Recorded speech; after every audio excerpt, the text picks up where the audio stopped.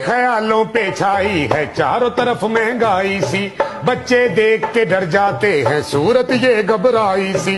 मरता है मजदूर यहाँ तो पोहवे या पावे छा, डॉलर ने थल्ले हुण नहीं जे आना, डॉलर ने थल्ले हुण नहीं जे आना। 1 2 3 4 5 सब्जी भी हुण महंगी होई, ताला हद मचाई।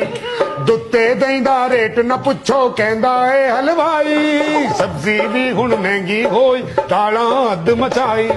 दुत्ते दही दा रेट न पुछो कहंदा ए हलवाई। मैं फल फ्रूट दी रेड़ी वेखां, दिल कहंदा ए कित्थों खां।